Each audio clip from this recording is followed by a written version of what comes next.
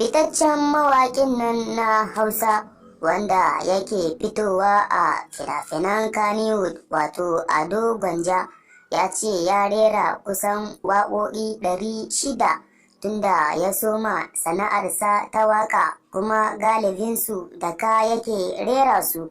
Don haka kafin mu shiga daga ciki, muna roƙon duk wanda bai yi subscribe ba ya danna subscribe, sannan ku danna alamar ƙararrawar sanarwa ta yadda za mu sanar da ku da tsarin mun ɗora sabon bidiyo.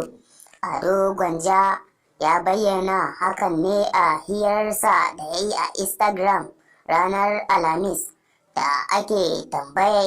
aka tambaye shi ko yin waka yana da wahala, sai ya ce gaskiya babu abin da ya bashi wahala idan ya zo rera waka.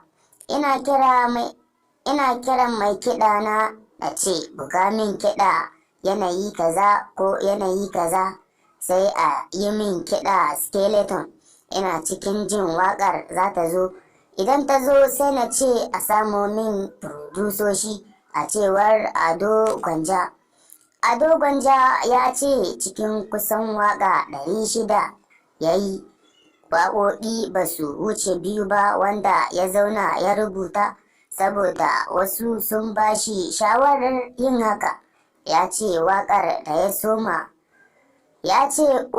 ya soma yi ita ce ga wasa, kuma da na yi ta ni kaɗai aka bari na yi ta jin kayata. Na ji kayata ta ishe ni, na kuma manta inda na aje ta. Waƙoƙinsa da dama sun yi tashe, musamman kujerar tsakar gida, a sharawa da salon kiɗa.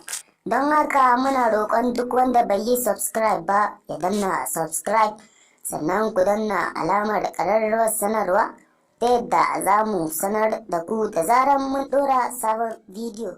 Mun gode.